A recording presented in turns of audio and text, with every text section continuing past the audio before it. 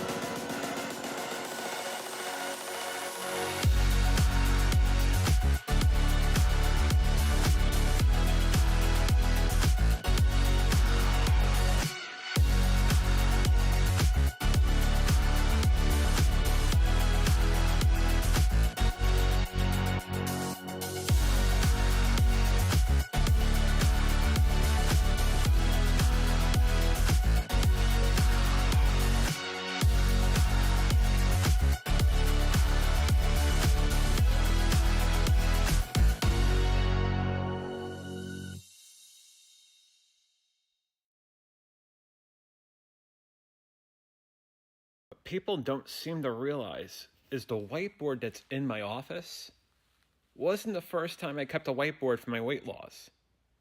As we talked about on the show before, this is my third time. I lost the weight in 2001, 2002, only to gain it back plus 25 pounds. The second time was in 2010 and 2011. That's when I had my first demyelination. I ended up losing about 200 pounds off of the 440 weight I was at. Got down to 240. And yes, I kept track of that on a whiteboard. It looks something like this. Notice that I kept week by week statistics of where I was in the weight loss journey. So this is not the first time I kept a whiteboard. This is the second time. Now, granted, the whiteboard itself now is a lot bigger. The whiteboard itself has a lot more time attached to it, has a lot more things attached to it. That whiteboard talks to not only my diet, it talks to my sobriety, it talks about my bout with compulsive gambling, it talks about adages that have been prominent in this life. So the whiteboard that's in my office is all the meaning now, but this is not the first whiteboard I've seen. This whiteboard was basically the predecessor before where we are now. But nevertheless, we are where we are now. We learn from our past. We don't dwell upon our past. We have this moment, this very moment, to do the best we can for ourselves, to keep the love, strength, and wisdom inside so we can share it for everybody. Good evening. Welcome to the Venture Forward. I am John Venturini. I am a compulsive addict of overeating, obesity, alcoholism, and compulsive gambling. And it's an honor and pleasure to see all of you tonight on YouTube, Facebook, Twitch, and Twitter. I recorded that this afternoon as I was going through my basement. I was saying, wow, I needed to show this first board, this board that I kept back in 2011 when I was losing the weight the first time. And I think to myself, this is not the first time I kept a whiteboard. I know I had something that I needed to measure and monitor me over time. But for one reason or another, as they say, the train came off of the tracks. In 2012, that was the case. And then the next 6-7 years, I ballooned all the way up to 480 pounds. The heaviest I ever was. And as you saw in the picture in the open, that is me and my badge at probably my heaviest, at 480 pounds. Our company had us do badge retakes because, as you know, in late 2010s, every company was removing their company name from the badge. So needless to say, we're doing rebadging, and I was having to do mine at the most inopportune moment as far as my weight. But then one can make the argument that was probably the opportune moment for me because that was a wake-up call and then some, outside of other events that had happened to me early in 2019. We're going to talk about the diet and exercise portion of this journey. It is a revisit, but needless to say, I don't think I can talk about this enough. A lot of people have been approaching me over the last month asking me, hey, how did you lose the weight? What do you do now? Now that you have lost the weight, what is the game plan now? How are you keeping your physical shape? How are you keeping your physical fitness? How are you keeping your mental fitness? And as we've talked about before on this program, and we will keep on talking to, the two are part and parcel. The physical mental health relationship is very much a thing, very much supporting one for another. So for me, back in February of 2019, I had a nervous breakdown. I was at my bottom. I was not doing well. And I needed to draw back on the mechanics that I used to lose the weight the first time, 2001, 2002. The second time, 2010, 2011, to have any chance of living any sort of feasible life. That's let aside the demyelination event that took place in 2010, 2011 that had me in Hartford Hospital and seeing neurologists in Connecticut left, right, and sideways. I needed to find reason for all of this so I could live the rest of my life in the best possible way. Because, truth be told, I was not. I was a shadow of myself, and one can easily make the argument that I was killing myself slowly. And all you had to do is see me in a 62-inch waist at 480 pounds.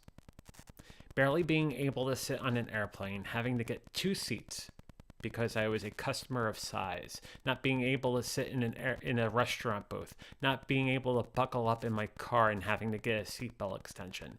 All of these things were my life. They're not my life anymore. But as they say, sometimes in life we have to hit our bottom. That was my bottom. So, one of the most fundamental pieces of this is trying to figure out why I was gravitating to food, why I was gravitating to alcohol, and why I was gravitating to gambling, and all the other firefighters we've talked about on this show before. But I think the most pressing thing is, and the trickiest thing is the food. The food is always the trickiest thing because we have to eat to survive. We obviously have to sustain ourselves with food and nutrition to live a life. Now, there are times where we may overindulge and we might have comfort food, but we still have to eat. That goes without saying. So we're going to go revisit exactly what the mechanics were for me to realize this is the diet I need to be on. And then moreover, when did exercise become part of the game? Comment just rolled in. Easy over in Australia says, "Hello, John. I had to get 2 seats on the plane and could not put the seatbelt on the back seat as well." Yeah. When you're morbidly obese, this is our reality. This is what we deal with. We are too big for a coach seat on a 737.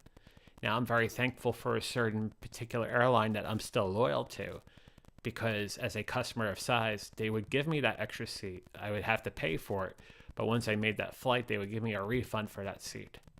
They at least know the troubles and the rigor and the pain that morbidly obese people go through in trying to fly from point A to point B, whether on business or on vacation. So I'm very thankful for them, and I'm very thankful for them to realize, hey, you may need an extra seat. They don't make it obvious. They don't say, hey, we need you to come up to the customer service desk. They try to find the most kindest and gentlest way to tell you that. They may have an agent come over and just try to get your attention and pull you off to the side and saying, look, you may have a little bit of trouble fitting in a seat. Here's an extra seat for you. These are the same people, the flight attendants they're in, as when you board the plane and you need an extra seatbelt, they will sneak over the extra seatbelt and not make it obvious that you need one. They understand the struggle. They see people that are morbidly obese all the time, and they know they have to get from point A to point B just as much as I did. So I'm very thankful for that. Easy says, you ever felt embarrassed and ashamed when you made a vow you'll never eat like a stuttering Komodo dragon? Never made that vow per se, but yeah, I think the most embarrassing thing is, and this is not even on what I was going to cover, but I wanted to talk to this for a second. When I lost the weight the first time, I was 25 years old, and I was probably in the best shape of my life. I was just under 200 pounds, I was going to the gym, things were great. And for one reason or another, I started doing other things. I wasn't going to the gym anymore. I started dating. I ended up meeting the woman I ended up marrying, and began courting her and going out on dates and this and the other thing. And I stopped going to the gym. And I stopped going to the gym. And I stopped going to the gym. And I was eating upon eating upon eating. Basically, I was gravitating to old behavior that has not fully been acclimated out yet. It was too soon. And yet I kept eating. And let's throw in another piece. I was drinking as well. There's something to be said about someone who is morbidly obese that wasn't drinking. You throw in alcohol, which in itself acts as a paralyzer of metabolism, and now you have a problem. Fast forward into the middle of '03, and towards the end of '03, I was bowling. I bowled twice a week. I'm in a league, and I've at this point gained 105 pounds. And people weren't saying anything, but I was going to league and everything, which was fine. We fast forward to April of next year in '04 to May of '04, and I'm going back to the thick of things, but now I've severely ballooned. And I was going past the front desk at the bowling alley with my wedding ring on. And the lady at the front desk, who obviously cared about me, but didn't have much of a tact, was shocked. The look of horror in her face was... She looked like she saw a ghost. And that's because I was back into my mid-3s, maybe upper 3s. But I was happy I had my wedding ring and everything. And she said, "What happened?" And I looked at her and said, "I got married." And she looked at me again and she said, "What happened?" Because what happened was, in the course of a year and change, I gained back nearly 200 pounds. I went from 425 to 195, 190, and now I'm back at 380. So I zigzagged so much in the course of 2001 to 2004, 2005. It horrified the woman at the bowling alley. But deep down inside, it horrified me too. Yet, there I go through the 2000s trying to start a diet, and then I gained the weight back and started a diet and I gained the weight back. And I think the reality is I wasn't doing it for the right reasons. I wasn't doing it for me. I wasn't doing it for any sort of sense of self-love or self-health or anything. Which is funny, I will say, as I look at the grand scheme of things. I think the strangest thing anyone can say about me is that I'm a narcissist. I'm far from it. I'm someone who cares, who's empathic, who cares about others. The look that was on that poor lady's face as she saw me, I still think about that to this day, and that was 18 years ago.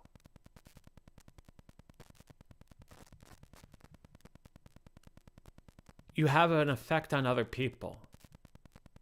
Whether you realize it or not, you have an effect on other people. We learn through each other. We learn, whether it is implicitly or explicitly, we learn by each other. Either for the positive or for the negative, we learn. So that was very much a traumatic experience. Go through the rest of the 2000s, I get all the way up to 440. I lose the weight again in 2010, 2011, 2012. Get down to 245.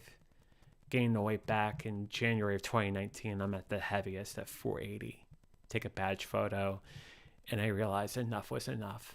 The reason why I lost the weight the first and second time was not the proper reason at all. I did not love myself. Didn't care about myself. I let other people, other things, other places squelch and shunt my point of view. My inner sense of being, my inner sense of wisdom, my inner sense of love. I took a backseat. I took a backseat to life. And that was the effect. I was morbidly obese. Now, there are other people that go through struggles, that go through addiction, that do it in other ways, whether it's drug use or gambling or cutting or what have you. For me, it was overeating and obesity. It was basically the story of my life because I've been obese for one reason or another and for one way or another most of my life. Easy has another comment on YouTube. He says, when I went back home to Canada in 2018, my brother and sister were shocked and backed up because of my weight gain. They did not say anything, but I felt it. They did not mention it. More times than not, people do not mention these things because they don't know where to start talking about these things. They'll make looks. They'll say this. They'll not say, well, correction. They won't say anything. They'll just look. And because they don't know what to say and they're not sure what to say, not to come off like they're going to be traumatic to the person. And I understand that. But there are ways that you can show people that you care about them without being so blunt. And for some people, that blunt effect might be good. Unfortunately, that lady at the bowling alley had that blunt effect, and it basically didn't work out so well for me for the next 5, 6, 7 years. So I guess the lesson learned there is we have to be careful in how we transmit the message. We must always show our compassion. We must always show our care. We must never assume that people are quick to take the message, but we can let people know that we care about them. And we treat people the way we would want to be treated ourselves, with love and decency and respect. And absolutely, without an unequivocal doubt, we do so with kindness. Easy continues and says, I'm the only one on here, so I don't feel so bad commenting. I'm proud of you, John. Thank you, Easy. The timing was a little bit off tonight. I had to start about 10 minutes later, and that's okay. I'm doing this more for the recording, and I will talk about the recording, but also the change to the start time starting next week at the conclusion of tonight's show. But I'm glad you're here, Easy, as much as I'm glad that everybody else has joined us on replay on YouTube, Facebook, Twitch, and Twitter. So let's talk about this journey. Let's talk about exactly what this is. It's about diet and exercise. This is episode 5.2. Diet and exercise revisited. We've talked about diet and exercise many times on the program. The reason why this has come up tonight is because in the last month and a half, people have been absolutely amazed by my story, the fact that I'm running a marathon, that I've done this and that and the other thing, and I felt the need to basically reprise this and tell the story at its highest level. Am I going to go through formulaic response as far as how I did caloric reduction? Not tonight. If you want that sort of detail, we've talked about it before on the show. You can always reach me as well at theventureforward@gmail.com. I would love to sit down with you and talk about exactly what I did, but then again, what is most common sense as far as anyone who's trying to take on their weight loss journey. Again, theventureforward@gmail.com. Before we begin, as we have made a sort of sense that a lot of the addictions we've talked about in this program have a lot to do with codependency, we're going to take tonight's passage out of the language of letting go, which I think is a very fitting one tonight. It talks about substance over form. Melody Beatty's book, by the way, is available on Amazon, but there are passages that are available on the Hazel and Betty Ford website. That site is listed on the bottom. It's hazelandbettyford.org/thought-for-the-day. And then you can go from there. Language of letting go for October 13th. Sometimes people we love do things we don't like or approve of. We react, they react. Before long, we're all reacting to each other, and the problem escalates. When do we detach? When we're hooked into a reaction of anger, fear, guilt, or shame. When we get hooked into a power play and attempt to control or force others to do something they don't want to do.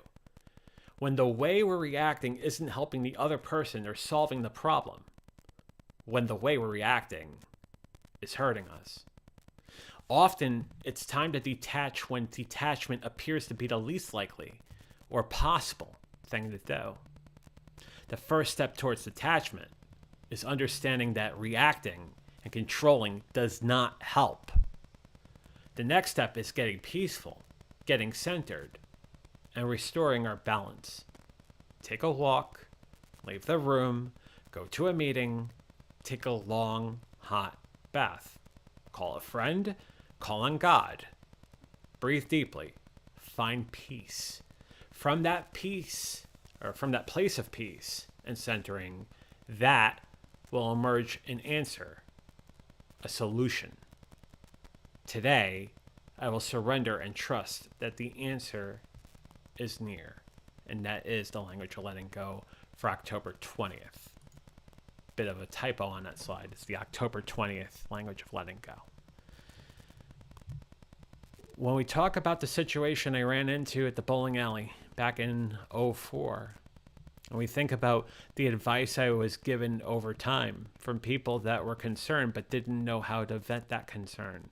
Moreover, the situations that we may be in, because our mental centrality is not straight and our way of dealing with others is not in the best place. The best thing we could do is take a step back, reset, and figure out exactly what's going on and get ourselves central, get ourselves calibrated, get ourselves into a state of calm before we make any sort of decision. And when someone says something to us, we listen, but we do not respond right away. We just listen some more, because sometimes what needs to be listened to is not exactly what's being said. We listen, and when we're ready to talk, we listen some more. And that in itself is a very important skill to learn.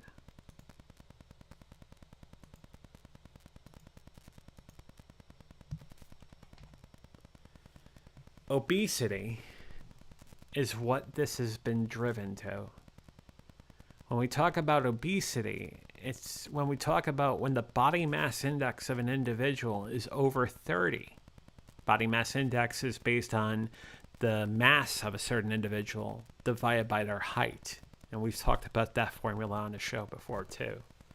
But when the BMI is 30 or above, you're considered obese. In the world, as mentioned in the preliminaries for this episode, there are over 1 billion, with a B, 1 billion people in this world that are obese. But there's some very interesting statistics that came out of an organization or a charity movement earlier this year called World Obesity Day. And let's take a look at that.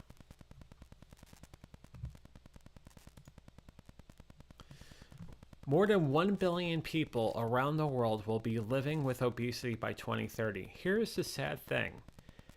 We're there now. Depending on whose study you're going off of, Johns Hopkins, I think, would be one of the more prevailing sort of methods of, or has one of the sort of population statistic methods of trying to transcend that number across the world. Their number is at 1 billion. The next piece is really shocking. Obesity will more than double in lower and middle income countries from 2020 to 2030. And that's already started based on what we've been dealing with in public health in the last 2 to 3 years. It didn't make things easier. It made things tougher. 1 out of 5 women and 1 out of 7 men will be living with obesity by 2030. I would guarantee you those fractions will be less. I will say probably 1 out of 4 women and 1 out of 6, or maybe 1 out of 5 men. This is coming to a head quicker than ever before. And 13% of children and adolescents globally are projected to be affected with obesity by 2030. Again, obesity being a body mass index of 30 and above. Those are the statistics. And I would say conservative in those statistics, conservative in those projections. Obesity is a problem because our way of handling food, our way of dealing with food has become very lackluster, has been very scary. When fast food has become part of the mainstay, when the nutritional content of the things we eat is not solid, is not good by way of protein, not good by way of fiber, not good by way of supplement, not good by way of vitamins, none of it. There's a reason why we are in a very scary situation. You couple in the effect that there's this concept of food deserts in this country, the fact that there is not a place in certain metropolitan areas where you can't get decent farm-raised, farm-grown food. And you can only imagine how bad this story gets. The best kind of food, as I've said before on this show, is food that comes local, that comes from local farms, that comes from local harvests, that comes from local animals, etc. When they start getting transported or basically preserved in many sets of preservatives, the quality of the food quickly, and I mean quickly, declines. And when we start gravitating to fast food and oily food and bag of chips and that sort of thing, and not eating any sort of sustainable food, any sort of healthy food, you can imagine the nutritional sense of bereft that a lot of folks are dealing with. This is reality. But there are things we can do now. We can realize when our ship is not sailing and needs rudders, or our train's off the tracks, or whatever sort of adage you want to use. It takes a lot of strength, but it takes a journey up here to make us realize, heck, we got to do something about this. I'm not supposed to live my life at 480 pounds. I'm not supposed to live my life in a place where I could barely fit in an airplane seat. I'm not supposed to live my life in a place where I can't walk more than 5 or 10 feet without needing to sit down. That's not healthy. We don't even have to talk about the sleep apnea I was dealing with. That's just me.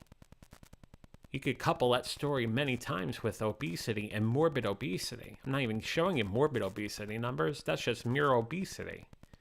But morbid obesity is about 27 to 30% of those obesity cases. And it's only getting worse.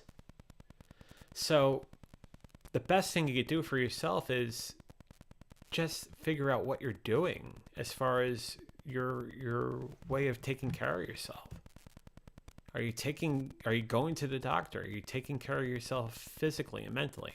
And we'll get through all that in a couple minutes, but it really takes that sort of self-reflection and just trying to be honest with yourself. There's only one person out there that's going to vouch and fight for you. Guaranteed. That's you. So you should care about yourself. You should love yourself. When you love yourself and care about yourself and try to remain on top of things and try to stay smart and try to stay sharp, so many good things come because people and places and things are attracted by that. More the reason why to take that love for yourself and grow it exponentially. And it starts by taking good care of your physical health. Seeing the doctor once a year, that sort of thing. As you're not getting the sense now, this is basically the one thing I will always say. The battle starts upstairs. Think about why and what you're eating. Are they acting like firefighters? Are they dealing with something that is dealing with a pain inside? Are you compulsively eating because there's no better outlet for you? Or there's no place for you to turn to, or no place to talk about it? You rather just eat. You rather sit in the back of a line at a fast food place and closet eat, or whatever the choice may be. If that's the case, you need to work through it. You need to figure out why you're doing this. You're worth it. People care about you. You should care about you too. So figure out what's bothering you. Be honest, journal, and figure this out. Look deep down inside and figure out why you're doing this. That goes to my second point. For me, when this journey began, the three components that were very, very bona fide in all of this, outside of journaling my food, was therapy, journaling, and meditation. It's that sort of talk therapy or internal family systems or cognitive behavioral therapy or whatever the choice of therapy you want to take is. To have the ability to talk about what's going on is very important. To have someone that's there to listen, but also there to just make sure you're doing all right. Now, are the questions going to be tough from time to time? Sure. Are they testing you? Yeah. But they're trying to make sure you're in a better place. It's never done in a malicious way and never done in a malevolent way. It's only there to make you better. Couple comments here. Marilyn joining us on YouTube saying, hi, JV. Hi, Marilyn. Hope you're doing well. The next piece I think is very important. The buddy system. When you take on a nutritional conquest, like trying to get yourself into a better place of physical health, to have a buddy system or a support group, or at least one person, an accountability buddy, is very important. That person will keep you honest as you're keeping them honest. You're marching towards this together. As they say, strength in numbers. If you're fighting the same conquest together, you stand a chance of greater success. Number 4 is not to obsess over the bad days. And there are going to be bad days. There are going to be days where you may have not tracked all your food, or there may have been a day where you ate one thing you maybe should have not eaten. Don't obsess over that. It's just a day. Tomorrow, guess what? Is another day. Don't obsess over the bad days. And the last thing I think is very important, because I see a lot of people making this mistake. Weight is only one metric. How you feel is most important, right? If you're able to walk more than 10 feet without needing to sit down, you just made a considerable difference. If you're looking at the number of steps you make in a day and you've gone from a 3,000 step per day sort of rigor to about 5,000 or a 6,000, or dare I say a 10,000, you're doing really well for yourself. Weight is just one metric. The way you feel, the way the clothes fit, the way you sleep at night, they are just as important as the number on the scale. So, how you feel is important. Let's go back to Maine. I say this because it's fresh out of my headlines in the sense that I got my blood tested yesterday. And I'll say that my cholesterol, my red blood count, and my white blood count, and all of those numbers in a comprehensive blood survey, in a CBC, it's probably the best CBC I've taken since 2002. That is 20 years ago. So again, that's more than what a scale says. When you're feeling healthy and you're going to see the doctor on a regular basis and you're taking the best care of yourself, everything follows. When you don't do that, then you're not taking the best care of yourself. And there's only one you. You should take care of yourself.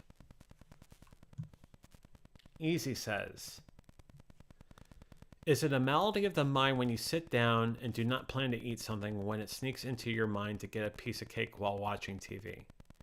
No, it's not a malady of the mind. It's not.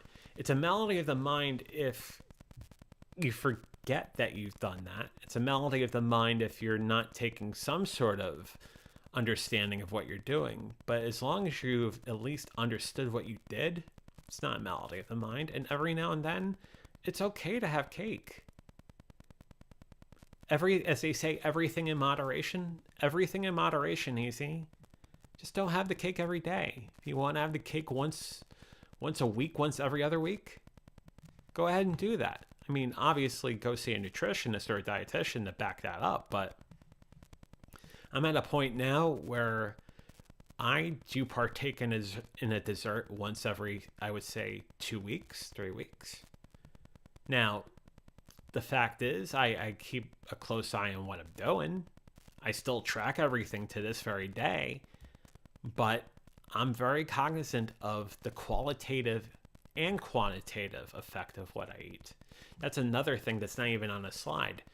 If you don't know your food allergies and food sensitivities, it may be worth a small investment to get that tested. Figure out what you're allergic to, figure out what you're sensitive to, and craft a diet or eating rigor around that. You'll find you'll find that you've done yourself a humongous favor in doing that.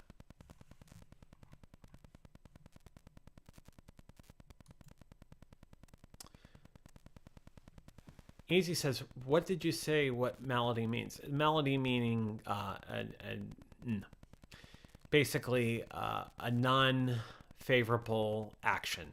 That's what I took malady to mean. Since sometimes malady can mean a malaise or some sort of disease sort of action. I meant malady in a more sort of generic sense that you are doing something that you should not be doing. And that's how I took your original comment to be. Laura joining us on YouTube. Hi, how you doing? She says, overeating has me now, that feeling of non-satiated feeling. That's very common, Laura. And when you're dealing with something that is causing non-satiation, you have to take a look back and saying, okay, what am I consuming that's causing that feeling of non-satiation? Is there some sort of time that is being taken between meals or between bites? Or am I drinking? Am I staying hydrated? How much water am I drinking in a given day? The rule of thumb, the one I gravitate to, is 1 ounce of water for every 2 pounds of body weight. So, for example, every 200 pounds, you should be consuming 100 ounces of water. Now, the one thing I'll say on top of that is, if you drink caffeine, you have to offset for the caffeine you're drinking as well, because that's a diuretic. So, obviously stay hydrated, but you should know your hydration by certain bodily functions, the urination, for example, other sort of features. Staying hydrated usually takes care of the satiation feature. If that doesn't take care of that, another way you can do, another way you could see if you're satiated or not is checking your fiber intake as well. Fiber can act as a major sort of component for satiation. So there becomes a question, Laura, of exactly what are you eating, and exactly the content of what you're eating. So that talks more about the qualitative nature of our nutrition in addition to the quantitative nature of our nutrition. Good question. It's worth, Laura has one more comment. Let me bring that up real quick. Hydration. Thanks. It is something I need to work on. Yeah, absolutely. 1 ounce for every 2 pounds of body weight. It's worth me talking about the timeline real quickly. I kind of covered over this many times on the show, but it's worth talking about it once more, and you can see how that sort of gap works in this sort of timeline in this third component of the journey. In a sense that in February of 2019, this journey began. I had a series of events and a nervous breakdown. I had that situation at an airport in North Carolina where I was basically crying profusely, looking up to God and trying to ask for help because I lost it. Even though I had an idea of the components that I need to use as far as tracking food and tracking macronutrients, at that point the train was off the tracks without question. So in February 2019, I went back to lose it, and that was the first day I started tracking. It was back in mid-February. And from there, I've tracked my food for 1,342 days, including today. For me, it's something I'm going to remain steadfast in doing for a good long time because I have lost a weight, gained a weight, lost a weight, gained a weight. I won't feel comfortable about this until I would say, at least in my case, 2024, 2025. Tracking food is going to be part of my life for a while. In March of 2019, I started getting guidance, and I started getting research about what I can do as far as what's going on up here. However, that said, I didn't start going to therapy until July of that year. In May, I started journaling. I use a service called Day One. It's an incredibly good service. They are not a sponsor, but Day One is a journaling piece of software that you can use on your phone. You can also use online. And for me, the journaling experience is done by methods of just writing down what I'm feeling in prose, or writing poetry, or using video, or using audio. The journaling component is very important to this story because it allows me to be open and honest of what I'm feeling. Meditation as well, very important in that of headspace. Taking the 20 to 30 minutes out for that centering and just trying to get that reset is very much important. Just letting yourself reset. Getting rid of the noise around you and resetting. It is very fundamental. We go to the end of May. The last time I drank was that night in late May, May 30th of 2019. When I drank way too much and I had a reversal of fortune overnight. That was the last time I drank. As I mentioned before, July 2019, I started my internal family systems therapy based on some advice I got in March. On July 10th of 2019, I got to the first point under 400 pounds. October 2019, from a personal sort of perspective, my long marriage went through a separation, subsequently a divorce 1 year later, but the separation took place in October of 2019. In December of 2019, I finally tipped under 300 on December 18th of 2019. Get to 2020 in the heart of a global health crisis. And I get to under 250 on April 16th of 2020.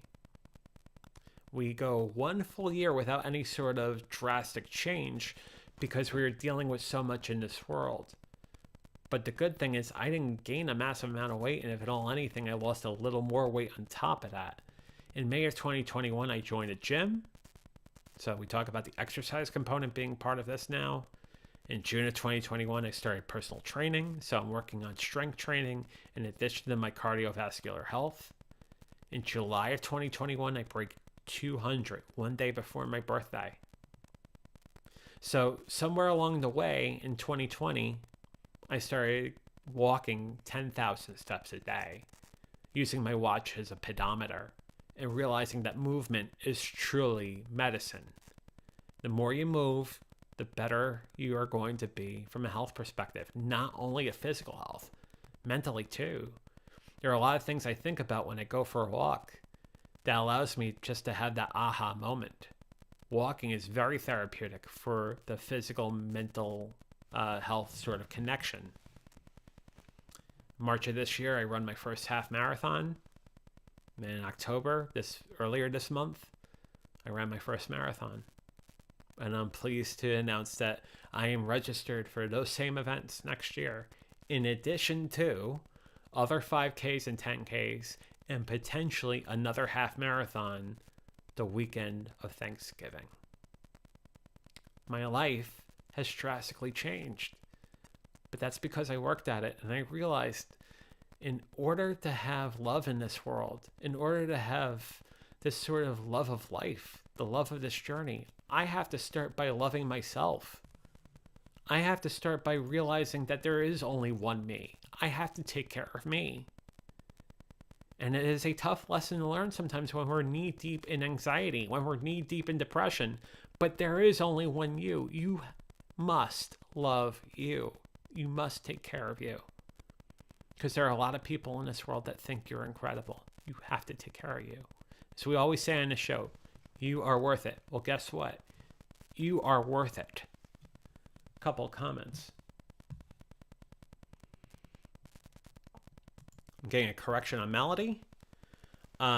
Melody is a non-favorable action, but when the obsession of the mind takes over wanting that sweet food, only when I already had that sweet thing already. Yeah, if that's what you meant Melody to be, then so be it. Easy continues to say that, and I seem to obsess for more. I need help to understand how I overcome that, mate. Yeah, mental health, seeing a therapist, taking a look at yourself, being very honest with yourself, being very transparent with yourself, It starts inside. You have to see what you're doing and being very honest with that, but also seeking counsel in doing that. Much more than figuring out what a malady is and figuring out what the maladies you're dealing with are, or whatever sort of steps you're taking are, you have to look at yourself. You have to gravitate to that. Not everything is bad. As we say in internal family systems, there are no bad parts. All parts of us have to be honored. But you have to be at least aware of what's going on and very honest and transparent with yourself. This way you can do the best thing for yourself without question. We have Rich Vibes joining us on YouTube, who says, hey, and he says, hi, JV. Rich Vibes, of course, the host of Sunday Night Live over on Mixcloud, or is at Sunday afternoons at 2 p.m. Eastern, 11 a.m. Pacific. An incredible DJ, but I can also say an incredible friend. Rich, glad to see you tonight.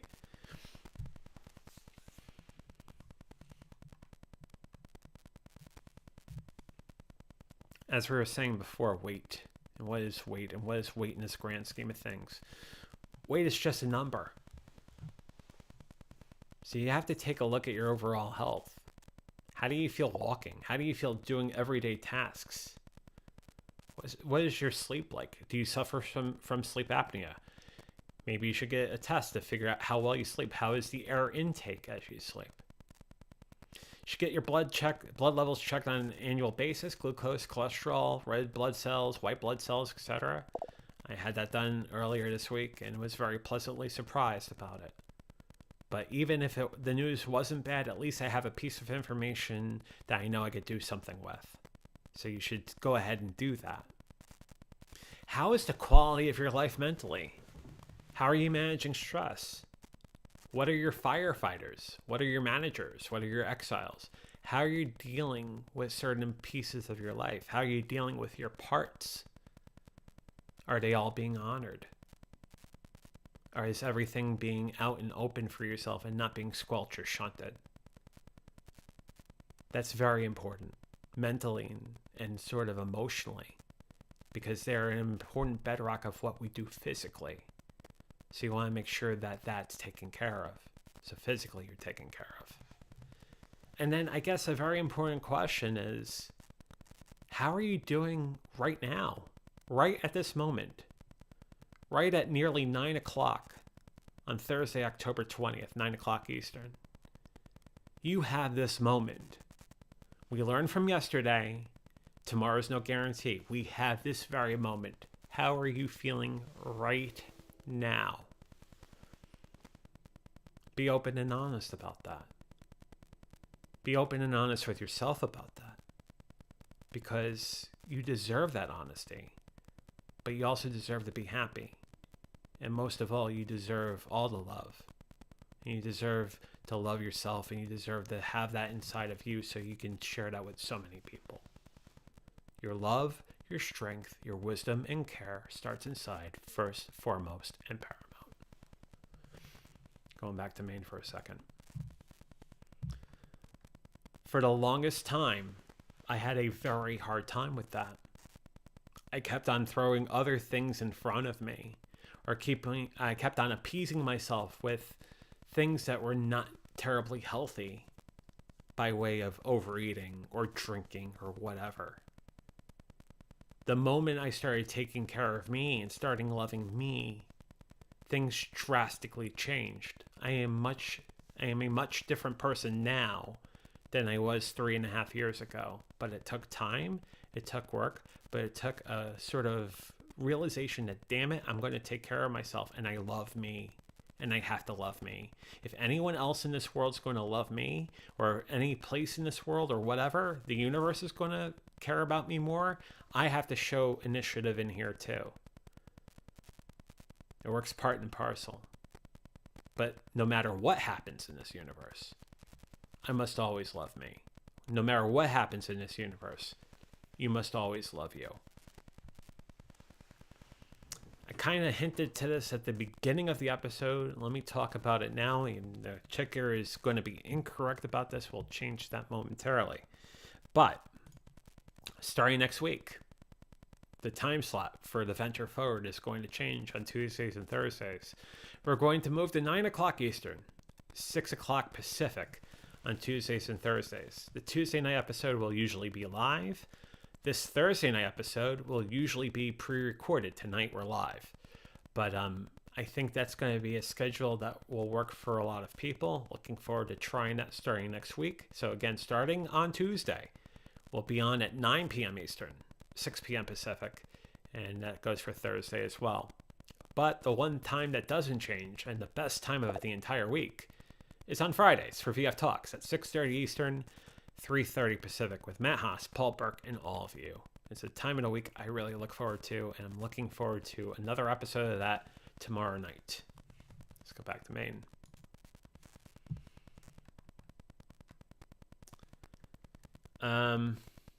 Marilyn says, yes, JV, you've changed, and we're so blessed to have been part of that. You're such an inspiration to us all. We all love you. Marilyn, I love you, and I love all of you very much so. You have been such a inspiration for me. You have been such an important sounding board for me. You have been such a bastion of love for me. I am very thankful and blessed for all of you.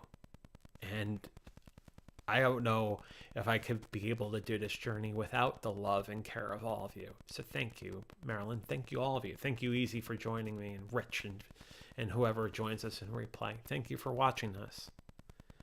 Let's talk about the next episode, which is basically a homework assignment for all of you and anybody who catches the replay. The next episode is on Tuesday night. It will be live at 9 o'clock. It's the second part of this, diet and exercise. So the homework assignment for you is think about what we talked about tonight and have your questions and comments ready, because I think there is always something to be said about the physical health journey as far as diet and exercise and our take on it. So think about that over the next few days. And, if you have any questions or you want to give me your comments in advance, theventureforward@gmail.com. You can always email me on it. I will also talk about other things I did to manage my physical health outside of diet and exercise. There's a lot of things to the mental health journey that we've glanced over. I might talk to that a little bit more on Tuesday. But nevertheless, we'll take your questions and comments, and we'll talk more about this Tuesday night, October 25th at 9 p.m. Eastern, 6 p.m. Pacific, live here on the Venture Forward.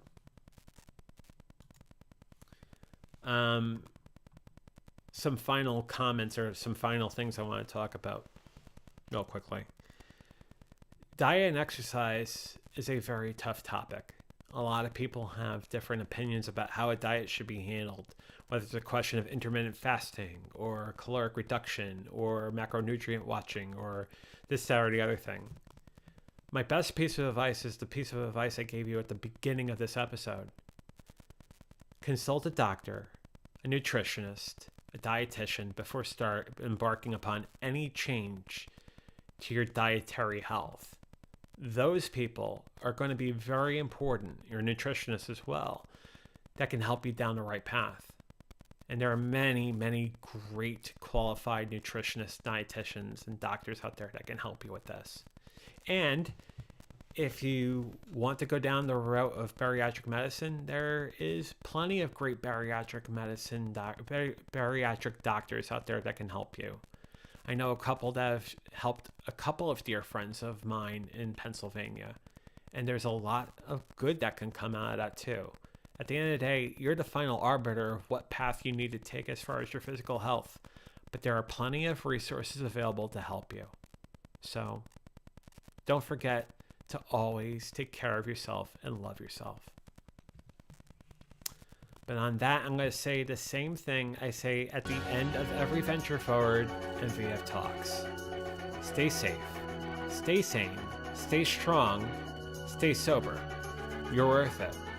We will see you tomorrow night for VF Talks at 6:30 Eastern, 3:30 Pacific with Matt Haas, Paul Burke, and all of you. Have a wonderful night. I love you all, and fly, be.